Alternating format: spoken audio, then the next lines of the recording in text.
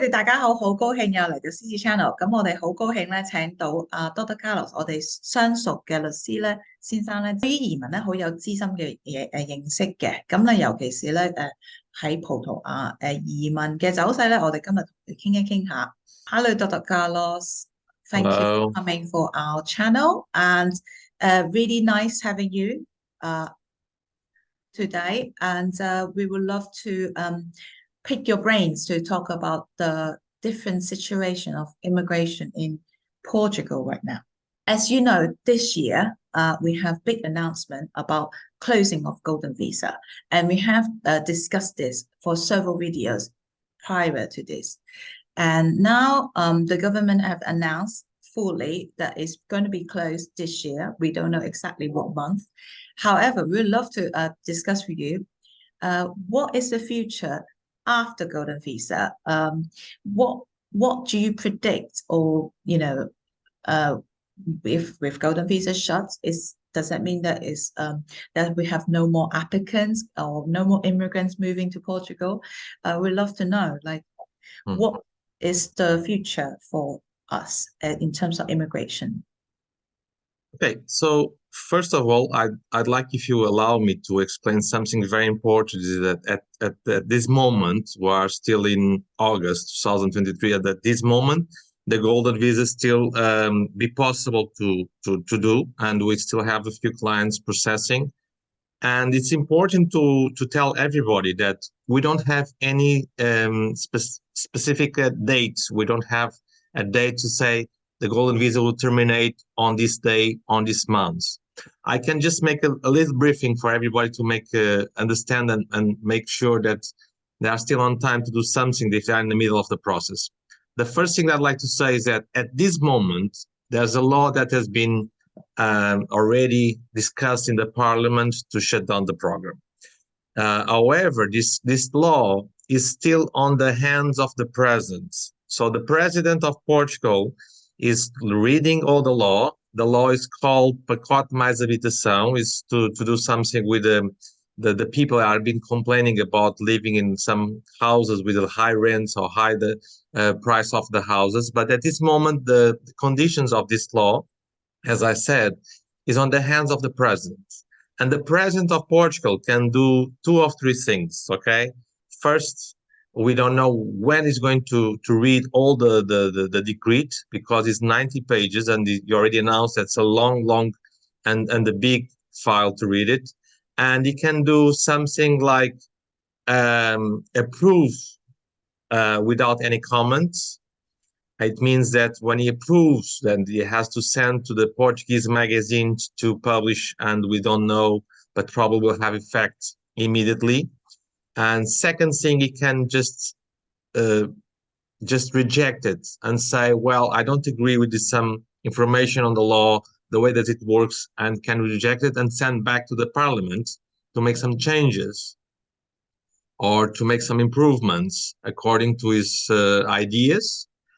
Or even he can send to another court to double check if it's legal, all the situations and all the aspects of the law, because we have a constitution, and some laws sometimes are not fulfilling the requirements to be a legal law. So at this moment, we don't have any final decision yet. So this is the first thing I'd like to tell everybody that are listening to us. We still have people on process, so they will have time. I can say in the worst scenario, just expecting that the president approve all the law without any comments, with any other changes, we still have maybe 2, 3, 4 weeks ahead. As I said, we are in the middle of August, but it's possible. And even it's possible to have a little bit longer if everything is delayed. We have many people on holidays. The president is on holidays, even despite his working. So yes, we have some time. Some people are afraid to start the process now. I just tell them we have always a plan B. So this is now when I start talking about what's the future of the golden visa when the government shuts down the program. Also, one thing before I start talking about the future, I'd like to make our clients and everybody comfortable. One situation that many people are asking me every week. will affect my application that already start when the golden visa terminate. Very good point. Yeah, very good point. So I said to them, no, you don't need to worry. The government already made some changes according to the discussion that we have on the list this last several months after February, especially, to change a little bit the law. And the people already have the golden visa. They will keep it. They will remain with the same rights. They will continue to renew, and they will not affect at all. So they will not do any changes on the people already have the golden visa and everybody that already submit the application online. So if I start today, I'll have the same rights that people start 10 years ago, because this program, as everybody knows, started about 10 years ago. And that's why now the government wants to shut down for several reasons, including the time that they say that's already done his job. It definitely won't affect the existing applicants. Yes. So from now on, what's the future? First, the future of the golden visa. I want to interrupt you now. I'm going to ask you a question. Sure. So you mentioned worst case scenario is 2 to 3 weeks, maybe 4, from August. So we are talking about October probably, that they're definitely going to close the gates on the golden visa. That's a assumption, right? We don't know really what's going to happen. But what would you recommend if someone, like, let's say, I'm sure you have that a lot, a new client said to you, oh, well, actually, I do want to go to apply for golden visa. What would you be saying to them? Well, there's 2 options at this moment. Option number 1, and the time to make the golden visa is critical. The problem in Portugal at this moment is not starting an application online, is to open a bank account. And that is the critical part of starting the process, because all the many applicants, as I explained previously on different videos some years ago, the applicant has to apply for a Portuguese tax number, open a bank account, transfer the funds, the investment on the property, if it's the case to buy some property. That's most of the common cases for the golden visa. So this is taking sometimes longer than expected, and people are afraid to lose their investment. I always say that they don't need to be afraid to lose their investment. Why? We have 2 or 3 options. In case the client cannot go forward with the golden visa, in case the government shuts down in 3 weeks, 4 weeks, or whatever, we'll always have some solutions for the client. It's not exactly the same, but probably are 90% more or less, because the main goal of the investor is to apply for a resident card. At this moment, we have several types of visas and resident cards that people can apply. One of them, that's as a second option, we are introducing that, like we've been doing for some time already, is the D7 visa. Okay, so if just buy a property in Portugal and for some reason you cannot go forward with the golden visa, you can always rent the property and you'll be eligible for applying for a D7 visa. The requirements are very simple, and the process also very simple. The only difference between the D7 visa and the golden visa, that the golden visa allows you to live only 7 days per year in Portugal, and the D7 visa requires you to live here. Of course, you can always find some other solutions. We have other types of visa as well. This has also become very popular at this moment. So when you plan to do some investment in Portugal on property, especially we're talking about the property investment, you can always have a solution for that. And it will help you to get the resident card. If you want, you can live here, work here, and after 5 years, that is the main goal, apply for the citizenship. So most of the clients will have the same conditions, the same requirements. Once you have a resident card, you have exactly the same rights as a resident card or with a golden visa holder. It's exactly the same. So as I'm saying, you have 1 or 2 or 3 options. We're talking now at this moment for the D7 because it's getting very, very popular at this moment as well.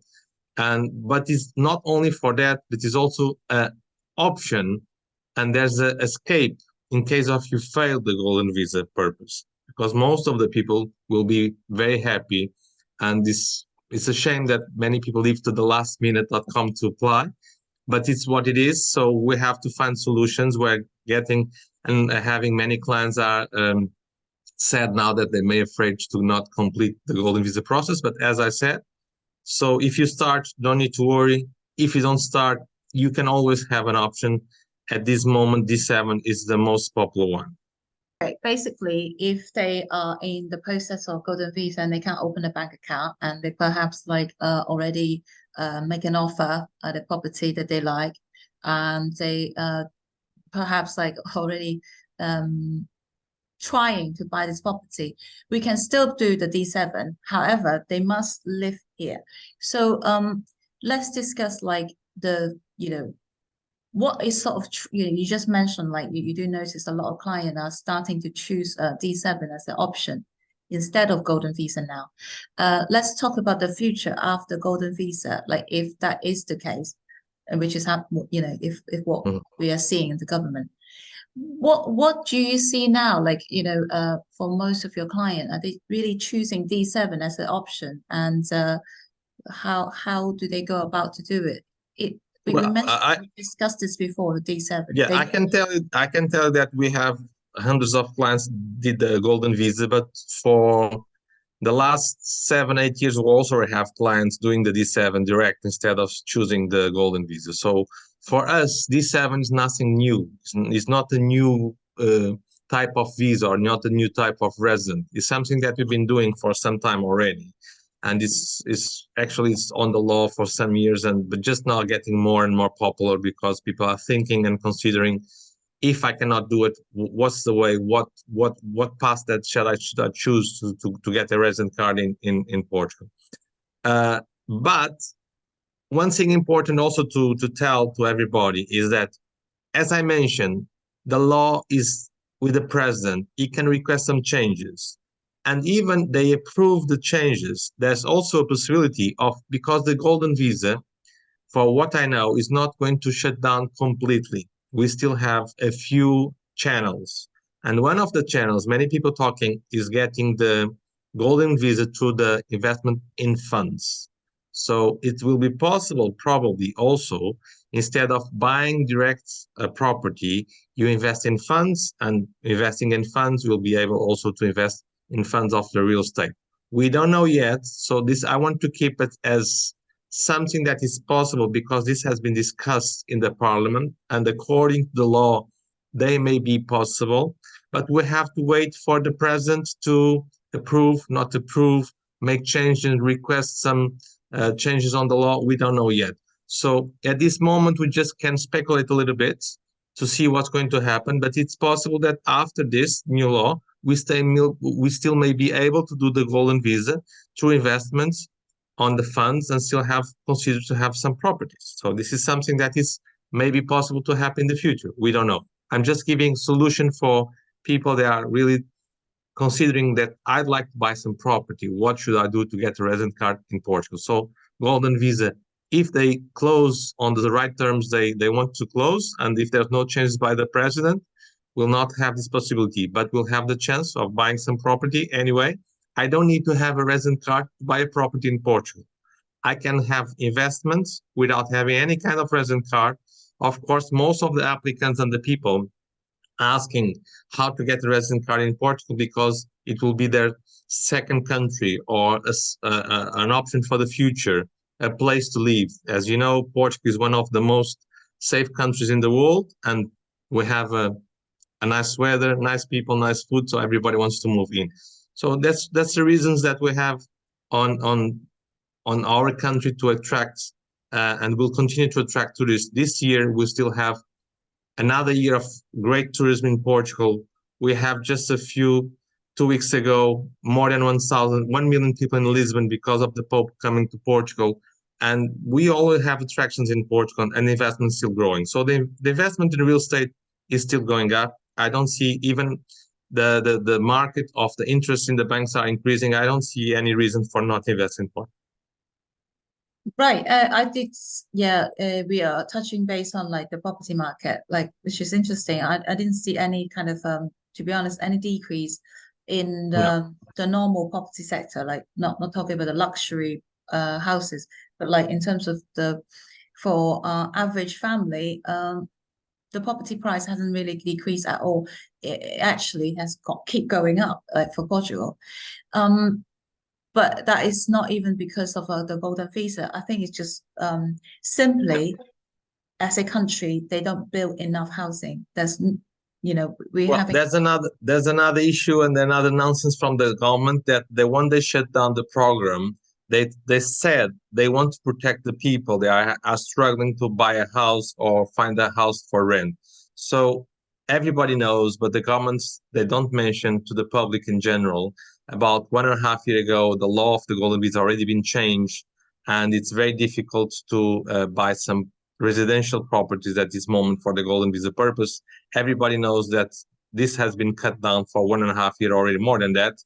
And people are not buying house for golden visa purpose. Of course, you can still buy in the interior of the country, but most of the people are investing in touristic apartments or commercial properties. They are not buying a house anymore.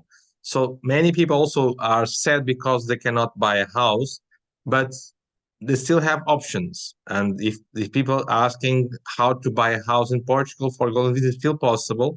The law says only in the big cities of the country cannot do it, but you can choose other cities where it's still possible.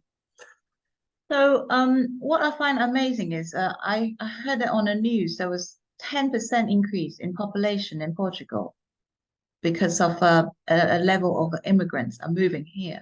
So as a well-known immigration lawyer, as you do, why is that reason? Like, there's a huge increase, even though it's a small country, our population is small, but you're talking about 10% in 1 year. Yeah.